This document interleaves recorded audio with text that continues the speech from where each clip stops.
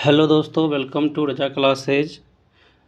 Today I am going to teach you history, जिसमें हम लोग देखेंगे कि चारों वेद के बारे में, ऋग्वेद, यजुर्वेद, सामवेद, अथर्ववेद।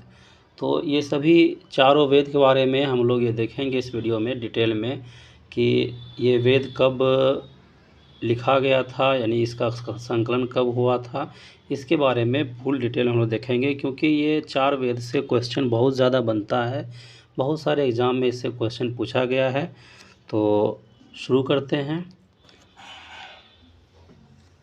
सबसे पहला जो वेद बनाया गया था, यानी संकलन किया गया था, उसका नाम है ऋग्वेद। अगर हम लोग ये देखेंगे कि इसे सब कब संकलन किया गया था, तो 1500 ईस्वी ईसा पूर्व से लेकर 1000 ईसा पूर्व तक इसका संकलन किया गया था। यानी सबसे प्राचीन वेद इसी को कहा जाता है। यानी यह सबसे प्राचीनतम वेद माना जाता है। चूँकि ये सबसे पहले इसी का संकलन किया गया था, इसीलिए सबसे प्राचीन वेद इसी को माना जाता है। यह एक ऐसा वेद है जो ऋचाओं में बद्ध है। मतलब कि ये एक ऐसा वेद है जो कि क्या है, ऋचाओं में बद्ध है। यानी ये वेद को ऋचाओं में क्रमबद्ध किया गया है। अगला है कि ऋग्वेद में कुल 10 मंडल है। ये भी सवाल कई बार पूछा गया है कि ऋग्वेद में कितने मंडल हैं। तो याद रखना है कि ऋग्वेद में 10 मंडल है, 1028 सूक्त हैं और 10,580 ऋचाएँ हैं। यानी हमें यह याद रखना है कि ऋग्वेद में कुल 10 मंडल है, 1028 सूक्त हैं एवं 10,580 ऋचाएँ हैं। इस वेद के पढ़ने वाले को होतिर कहा जाता है। ये बहुत ही इम्पोर्टेंट है। ये कई बार एग्जाम में पूछा गया है कि ऋग्वेद के पढ़ने वाले ऋषि को क्या कहा जाता है, तो आंसर होगा होतिर। आई होप कि समझ में आ गया होगा। नेक्स्ट है कि ऋग्वेद का पहला एवं 10वां मंडल, यानी ऋग्वेद का जो पहला और 10वां मंडल है वो अंत में जोड़ा गया। मतलब क्या हुआ कि जो हम लोग यहाँ देखे हैं कि टोटल ऋग्वेद में 10 मंडल है, जिसमें कि ऋग्वेद का पहला और 10वां मंडल को सबसे अंत में जोड़ा गया। तो आई होप कि यहाँ तक समझ में आ गया होगा। तो हमें ये याद रखना है कि ऋग्वेद सबसे प्राचीन वेद है, क्योंकि इसका संकलन सबसे पहले किया गया था, इसीलिए प्राचीन वेद कहलाता है। इसका संकलन किया गया था 1500 ईसा पूर्व से लेकर 1000 ईसा पूर्व के बीच में किया गया था। क्लियर है। और हमें याद रखना है कि ऋग्वेद पढ़ने वाले ऋषि को, यानी ऋग्वेद को जो ऋषि पढ़ते हैं उनको क्या कहा जाता है, होतिर। क्लियर है। अगला है कि ऋग्वेद के तीसरे मंडल में सूर्य देवता सविता, ये याद रखना है कि ऋग्वेद के तीसरे मंडल में सूर्य देवता सविता को समर्पित प्रसिद्ध गायत्री मंत्र है। ये ध्यान रखना है कि ऋग्वेद के तीसरे मंडल में सूर्य देवता सविता को समर्पित गायत्री मंत्र है। तो अगर सवाल ये बनेगा कि गायत्री मंत्र ऋग्वेद के किस मंडल में है, तो आंसर होगा तीसरे मंडल में।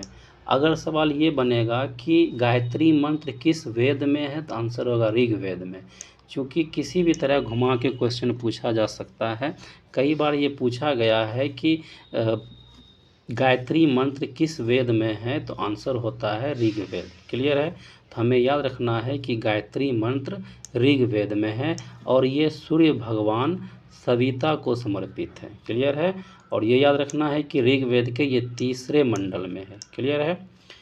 नेक्स्ट है कि 9वें मंडल में देवता सोम का उल्लेख है। यानी ये याद रखना है कि जो 9वां मंडल है उसमें देवता सोम का उल्लेख है। यानी इसमें देवता सोम के बारे में बताया गया है।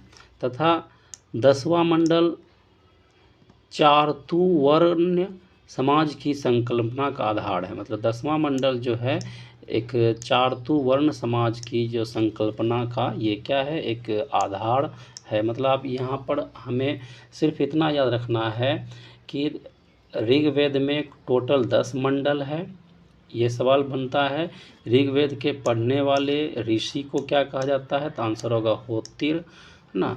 दूसरा हम लोग याद रख सकते हैं कि ऋग्वेद का पहला और 10वां मंडल सबसे अंत में जोड़ा गया है।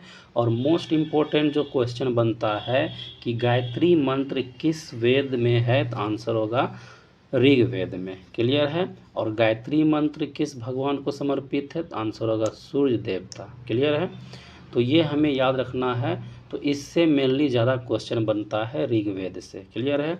नेक्स्ट हमें याद रखना है कि ऋग्वेद के 2 ब्राह्मण ग्रंथ हैं।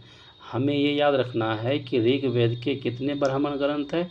2 ब्राह्मण ग्रंथ है, जिसमें सबसे पहला है ऐत्रेय ब्राह्मण और दूसरा है कौशितकी, है ना। ये हमें याद रखना है कि ऋग्वेद में के 2 ब्राह्मण ग्रंथ है, यानी जितने भी वेद है उसका मतलब कोई ना कोई ब्राह्मण ग्रंथ है। तो हम लोग एक एक करके सभी वेद का ब्राह्मण ग्रंथ देखेंगे।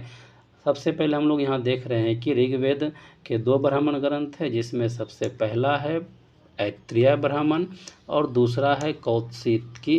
कौशितकी का ही दूसरा नाम शंखायन है ना।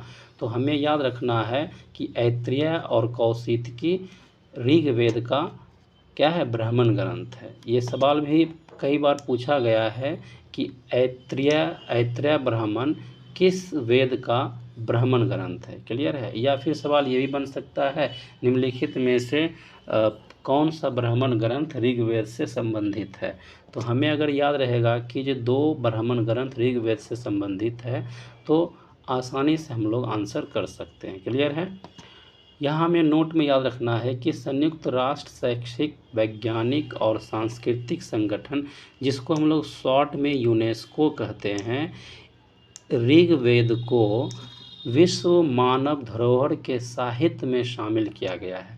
मतलब क्या हुआ कि यूनेस्को के द्वारा ऋग्वेद को विश्व मानव धरोहर के साहित्य के रूप में शामिल किया गया है।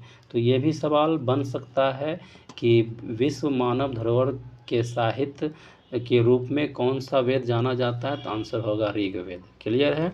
इसे किसके द्वारा मान्यता दिया गया? यूनेस्को के द्वारा। आई थिंक कि आपको समझ में आ रहा होगा। तो इस तरह हम लोग देखे हैं कि ऋग्वेद के बारे में। तो ऋग्वेद में हम लोग याद रखेंगे 1500 ईसा पूर्व से लेकर 1000 ईसा पूर्व तक इसका संकलन किया गया। और ऋग्वेद एक ऐसा वेद है जो ऋचाओं में बद्ध है। दूसरा हमें याद रखना है कि ऋग्वेद में कुल 10 मंडल हैं। उसके बाद याद रखना है कि ऋग्वेद के पढ़ने वाले ऋषि को होतिर कहा जाता है। क्लियर है। और मोस्ट इम्पोर्टेंट जो हमें याद रखना है कि गायत्री मंत्र ऋग्वेद से संबंधित है, या फिर आप कह सकते हैं कि गायत्री मंत्र ऋग्वेद में है। क्लियर है। तो आई होप कि ऋग्वेद क्लियर हो गया होगा। अब हम लोग नेक्स्ट देखते हैं। नेक्स्ट जो वेद को संकलन किया गया था उसका नाम है यजुर्वेद ना। ये भी बहुत इम्पोर्टेंट है। तो इसमें देखते हैं, इसमें यज्ञों के नियमों या विधानों का संकलन मिलता है। मतलब क्या कि ये यजुर्वेद है, इसमें यज्ञों के नियम, यानी यज्ञ का क्या नियम होगा, है ना, क्या विधान होगा, उसका इसमें संकलन किया गया है। क्लियर है। यही कारण है कि इसे कर्मकांडीय वेद भी कहा जाता है। हमें याद रखना है कि कर्मकांडीय वेद किसे कहा जाता है? तो आंसर होगा यजुर्वेद को कर्मकांडीय वेद कहा जाता है, क्योंकि इसमें यज्ञों के नियम या विधानों का संकलन है। मतलब कि जो भी हम लोग के समाज में क्या होता है कि यज्ञ किया जाता है, तो यज्ञ का क्या नियम होगा, तो वो नियम जो है वो यजुर्वेद में है। तो हम लोग याद रखेंगे य से यज्ञ होता है और य से यजुर्वेद। तो आई थिंक ये याद रखना बहुत आसान होगा। दूसरा हम लोग याद रखेंगे कि कर्मकांडीय वेद किसे कहा जाता है? तो यजुर्वेद को। कर्मकांडीय वेद यजुर्वेद को क्यों कहा जाता है? क्योंकि इसमें यज्ञों के नियम का संकलन है। क्लियर है। नेक्स्ट है कि यजुर्वेद पद एवं गद दोनों में है। मतलब क्या, हमारा जो यजुर्वेद है वो पद और गद दोनों में है। यजुर्वेद के 2 भाग हैं। ये हमें याद रखना है कि जो यजुर्वेद है उसके 2 भाग है। एक है शुक्ल यजुर्वेद और दूसरा है कृष्ण यजुर्वेद। ये भी क्वेश्चन बहुत इम्पोर्टेंट है कि यजुर्वेद के कितने भाग है? तो आंसर होगा 2 भाग है, जिसमें से एक भाग है शुक्ल यजुर्वेद और दूसरा है कृष्ण यजुर्वेद। शुक्ल यजुर्वेद केवल पद में है। ये हमें याद रखना है कि शुक्ल यजुर्वेद जो है वो सिर्फ पद में है, जबकि कृष्ण यजुर्वेद गद एवं पद दोनों में है। हालांकि ये सवाल उतना नहीं बनता है डिटेल में कि शुक्ल यजुर्वेद किस में है और या कृष्ण यजुर्वेद किस में है। मेनली सवाल ये बनता है कि यजुर्वेद के कितने भाग हैं और कौन कौन से भाग हैं, तो शुक्ल यजुर्वेद और कृष्ण यजुर्वेद। क्लियर है। दूसरा हम लोग याद रख सकते हैं कि कर्मकांडीय वेद किसे कहते हैं, तो यजुर्वेद कहते हैं। तो यहाँ तक हम लोग ये याद रख सकते हैं। नेक्स्ट है कि यजुर्वेद के मंत्रों का उच्चारण करने वाले पुरोहित को क्या कहते हैं, अधर्यु कहते हैं। जिस तरह हम लोग ऋग्वेद में देखे थे जिस तरह ऋग्वेद में देखे थे कि ऋग्वेद के उच्चारण करने वाले ऋषि को हम लोग होतिर कहते हैं, तो उसी तरह यजुर्वेद के मंत्रों का जो उच्चारण करते हैं तो उनको कहा जाता है अधर्यु। क्लियर है। तो ये भी सवाल कई बार बना है। नेक्स्ट है कि यजुर्वेद के प्रमुख उपनिषद, यानी यजुर्वेद के कुछ उपनिषद है, जैसे कि है कठोपनिषद, यशोपनिषद, श्वेताश्रोपनिषद तथा मैत्रेयानी उपनिषद। ये हम लोग याद रखेंगे कि ऋग्वेद में के कौन कौन से उपनिषद है, जिसमें मोस्ट इम्पोर्टेंट है कठोपनिषद। तो हमें ये याद रखना है कि कठोपनिषद उपनिषद किसका है, तो यजुर्वेद का है। क्लियर है। नेक्स्ट है कि यजुर्वेद का अंतिम अध्याय ईशावास्य उपनिषद है।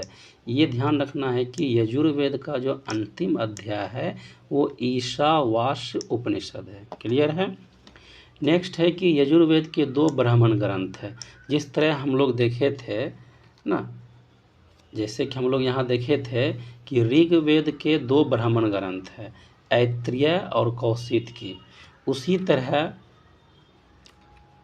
उसी तरह क्या है कि यजुर्वेद का भी 2 ब्राह्मण ग्रंथ है, एक है शतपथ ब्राह्मण और दूसरा है तैत्तिरीय ब्राह्मण। क्लियर है। तो ये याद रखना है कि यजुर्वेद के 2 ब्राह्मण ग्रंथ है, शतपथ ब्राह्मण और तैत्तिरीय ब्राह्मण। ठीक है। लेकिन अगर हम लोग ऋग्वेद के ब्राह्मण ग्रंथ देखेंगे तो ऋग्वेद के ब्राह्मण ग्रंथ में आता है ऐत्रेय और कौशिकी। तो कंफ्यूज नहीं करना है। ऋग्वेद के जो ब्राह्मण ग्रंथ का नाम है वो ऐत्रेय ब्राह्मण है ना, ऐत्रेय और कौशिकी। लेकिन अगर हम लोग यजुर्वेद का ब्राह्मण ग्रंथ देखेंगे तो वो है शतपथ और तैत्तिरीय। आई थिंक आप लोग को ये समझ में आ गया होगा कि यजुर्वेद के बारे में अगर हम लोग याद रखना चाहेंगे तो कई इसे हम लोग कर्मकांडीय वेद कहते हैं। और दूसरा हम लोग याद रख सकते हैं कि यजुर्वेद के 2 भाग है, शुक्ल यजुर्वेद, कृष्ण यजुर्वेद। क्लियर है। और जो मोस्ट इम्पोर्टेंट हमें याद रखना है कि यजुर्वेद के मंत्रों का उच्चारण करने वाले पुरोहित को अधर्यु कहते हैं। और हम लोग ये भी याद रख सकते हैं कि जो कठोपनिषद किस वेद से संबंधित है, तो यजुर्वेद से संबंधित है। आई थिंक कि समझ में आ गया होगा। और जो मोस्ट इम्पोर्टेंट हम लोग ये याद रख सकते हैं कि यजुर्वेद के 2 ब्राह्मण ग्रंथ है, वो है शतपथ ब्राह्मण और तैत्तिरीय ब्राह्मण।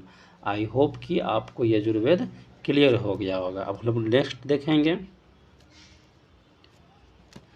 नेक्स्ट अब है सामवेद।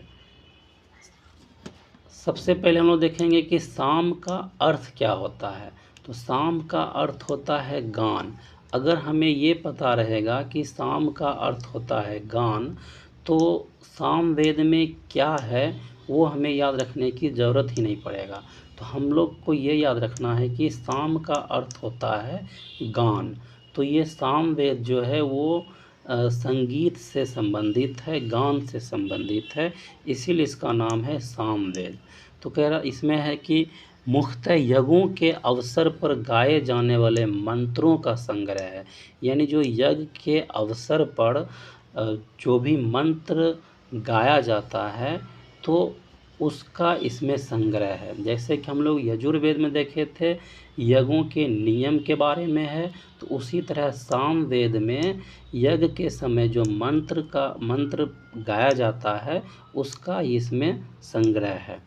तो इसे भारतीय संगीत का जनक कहा जाता है। हमें याद रखना है कि सामवेद को भारतीय संगीत का जनक कहा जाता है।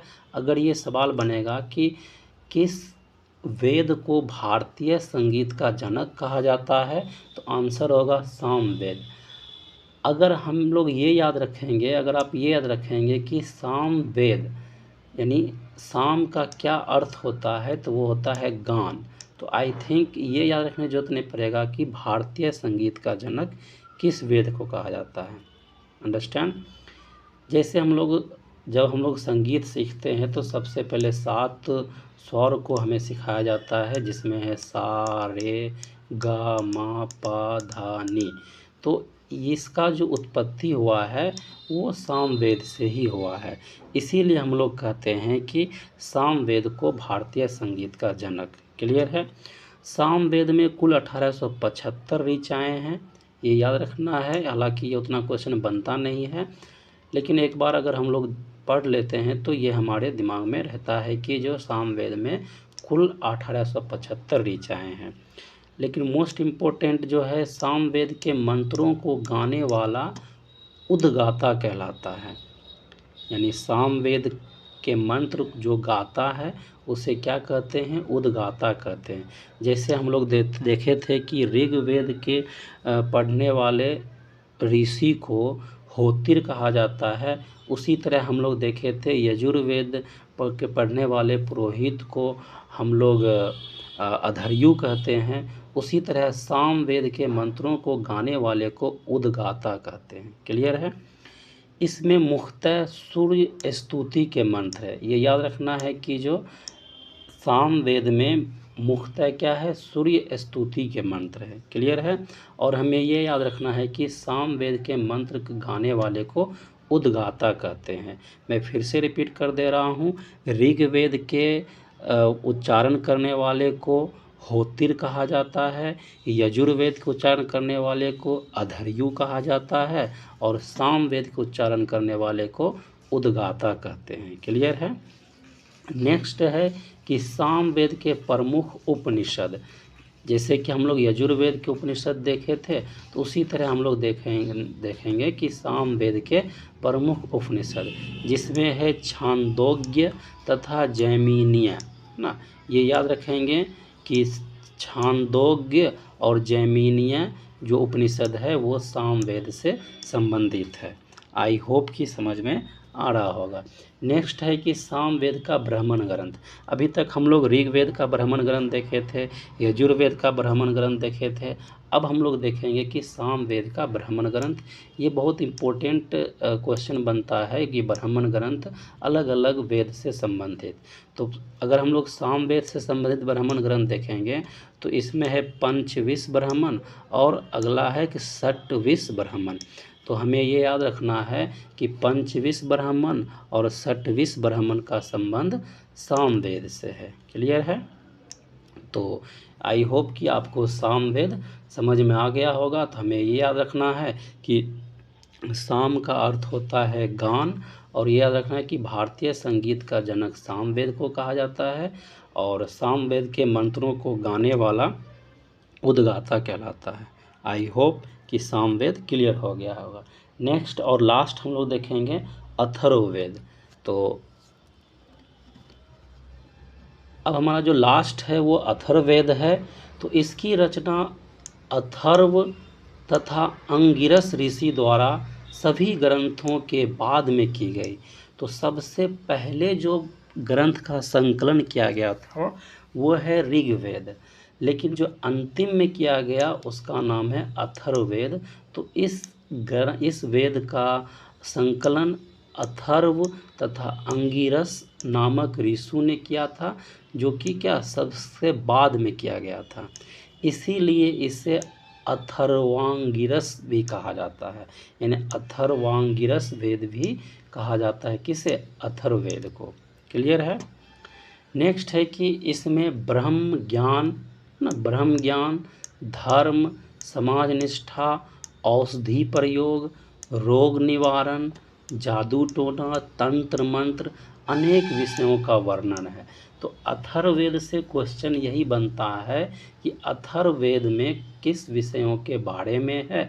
तो ब्रह्म ज्ञान के बारे में है, धर्म, समाज निष्ठा, जिसमें अगर मोस्ट इम्पोर्टेंट अगर आप देखेंगे तो औषधि प्रयोग, कई बार ये क्वेश्चन बना है कि औषधि के बारे में किस वेद में है, तो आंसर होता है अथर्ववेद। दूसरा ये भी क्वेश्चन बना है कि जादू टोना और तंत्र मंत्र किस वेद में है, तो आंसर होता है अथर्ववेद। और ये याद रखने की ज़रूरत ही नहीं पड़ेगा कि रोग निवारण, अगर हम लोग औषधि प्रयोग याद रखेंगे तो औषधि से रिलेटेड रोग निवारण भी होता है, तो आई थिंक ये याद रखने की ज़रूरत नहीं पड़ेगा। ये जो हम लोग अंडरलाइन किए हैं ये 3 पॉइंट, यानी टोटल तो 4 पॉइंट है, तो ये बहुत ज़्यादा इम्पोर्टेंट है कि अथर्ववेद में इसी के बारे में है, जैसे कि औषधि ज्ञान, रोग निवारण, और है जादू टोना, और नेक्स्ट है तंत्र मंत्र। तो इससे कई बार सवाल बना है कि औषधि प्रयोग यानी औषधि के बारे में किस वेद में है, तो आंसर होगा अथर्ववेद। क्लियर है। नेक्स्ट है कि अथर्ववेद का एकमात्र ब्राह्मण ग्रंथ है गोपथ।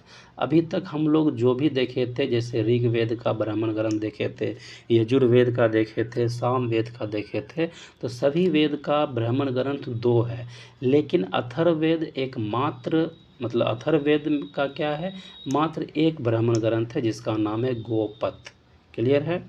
तो अथर्ववेद के अगर उपनिषद देखेंगे तो वो मुंडकोपनिषद है, प्रश्नोपनिषद है, तथा है मांडुक्योपनिषद। तो ये 3 अथर्ववेद का उपनिषद है।